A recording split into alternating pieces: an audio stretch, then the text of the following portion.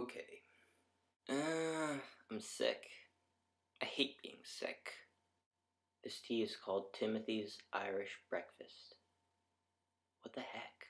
This is my brother's scarf. I wear it because it's fun to wear, not because I think it's stylish. Today's question. What's the point of talking to people who agree with you? First of all, I want to address all of you reactionaries who are like, how dare he assume that there's no point in talking to people who agree with you? Yeah. I do not, in fact, make any such assumption. In fact, quite the opposite. Usually, when teenagers say, what's the point? They kind of just assume that there isn't one and then are like trying to make a point by asking for the point. In this case, I actually believe there is a point, and I'm questioning what that is. I'm going to be addressing this question in a semi-topical manner. So, 1. Politics. I, along with almost everyone else in my immediate family, stayed at my uncle's house overnight on our drive down to Virginia to watch my sister's graduation. By the way, if you hadn't figured out already that Saturday and I are brothers, that would have been a big hint. Also, it's his fault that I'm sick. While we were there, my parents, uncle, and aunt became engaged in a political discussion in which they talked about how messed up the country was and how terrible everything was. And they all agreed with each other, and it was like a big, huge pat yourself on the back session. Because really, nothing new was being said. They all already agreed with everything the other person was saying, and nobody's viewpoint was being challenged in any way. It wasn't, I guess, a meaningful discussion, or I didn't think of it as meaningful because everybody agreed with what was being said. They had already had these thoughts, and they were only just telling them to a new audience who had already had those thoughts. On the flip side, speaking of flip side, I came up with what I think is a very cool analogy, and instead of trying to seamlessly incorporate it into this video, I'm just going to tell it to you. Okay, here goes. Every issue is like a pancake. It has two obvious sides, but around the circumference there are an infinite number of perspectives. Because you see, it's a circle, a pancake is a circle, and there are an infinite number of segments making up a circle, and so you can draw an infinite number of tangent lines, and okay. Well, I thought it was clever. Where was I going with this? Right, flip side. On the flip side,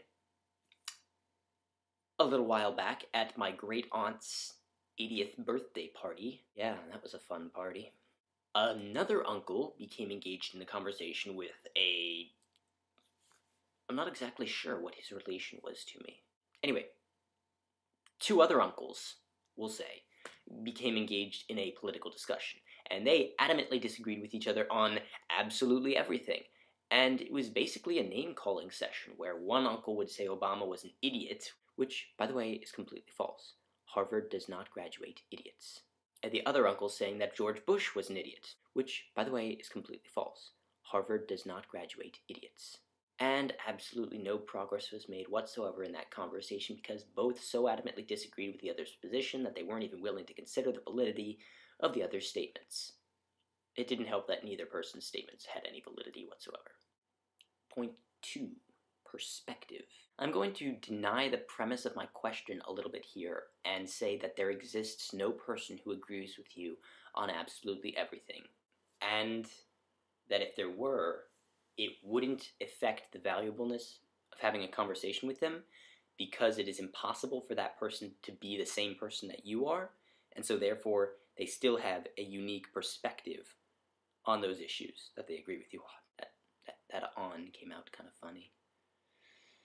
I think I hiccuped in the middle of it. Essentially, absolutely everybody is unique, which means that even if you happen to be on the same side of the pancake, you're probably looking at it from a different tangent line. You see why I explained the analogy earlier? So I don't look crazy here. And I'm not entirely sure if tangent is the correct term. Section 3. Outro. I guess to even evaluate this question, you sort of have to ask the deeper question of what is the value of conversation at all. And I think it is the sharing of perspective. And having conversations with people that agree with you may not challenge your beliefs so much, but it can more than supplement them with a unique perspective or a unique spin on them. And conversations that do challenge your beliefs, usually with people who disagree with you, in fact, I think almost entirely with people who disagree with you, are not inherently more valuable, but just different. It's important both to challenge your beliefs and to supplement the beliefs you already hold with new perspective. And having conversations with people that agree with you will do the latter, and having conversations with people that disagree with you will do the former, and both are important. And so, I guess that's the answer. When I ask, what's the point of a conversation with people that agree with you, it's to supplement the beliefs you already have with a new perspective. Which is definitely not to say that they're the only kind of conversations you should have. Like I said, supplementing your beliefs is important, and challenging your beliefs is important. But if you only supplement your beliefs, you have an incredible capacity for being completely wrong and never knowing it. And if you only challenge your beliefs, you have only the potential for having no beliefs, essentially, or believing only the very next thing that comes along, or the last thing you were told. And neither of those is a desirable state. Goodbye.